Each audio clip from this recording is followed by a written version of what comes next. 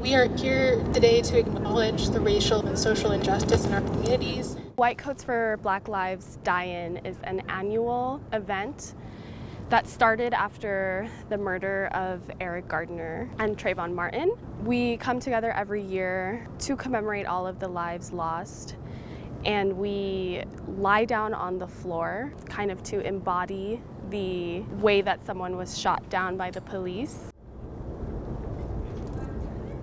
And we sit there in silence. This is a really important event for us on this campus because it kind of unites all of the Black physicians, students, and all of our allies. Helps us remember kind of why we're here.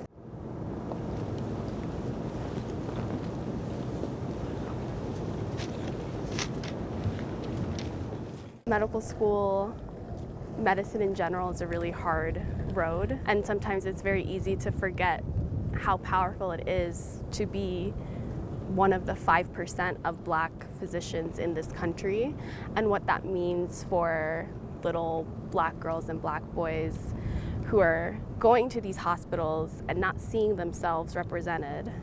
Last month, not for the first time, every child on my schedule was Black or brown here in Colorado.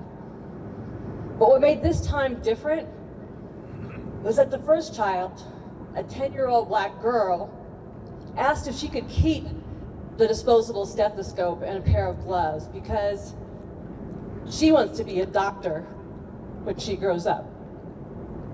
I will say it again, representation matters.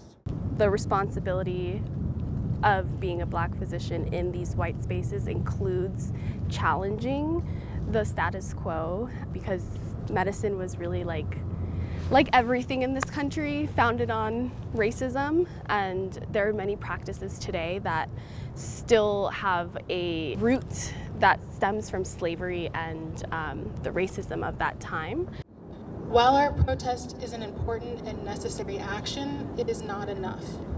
Black people are still dying as a result of police violence, and people of color are still being harmed by racism and racial disparities. The streets of Jimma, Ethiopia, where my mother grew up. This little street girl who strikingly resembled myself ran across the street. My poem was really about myself and growing up. Having been socialized to believe that Blackness was ugly, that it was inherently less, it talks about sort of the unlearning process that I went through and that many Black people go through to finally kind of understand who we are, and that how we grew up and the lies that we were told are simply lies.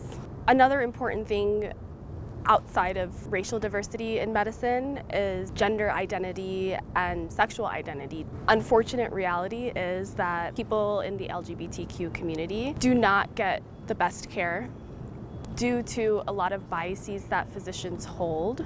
Maya Angelou's Still I Rise is on my wall in my office, and I'd like to close with her words.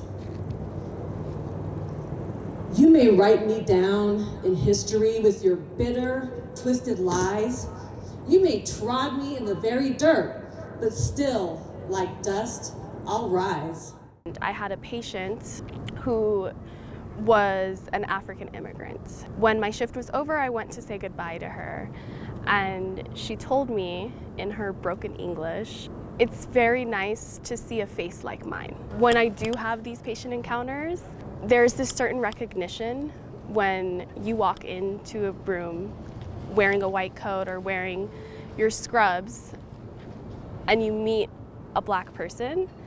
You can see it in their eyes, you can see it in my eyes. There's this sort of like unspoken understanding. You're gonna give them the best care that they deserve. It kind of feels like, you know, I'm taking care of my grandmother or my grandfather, and it's just a really special occurrence when that does happen.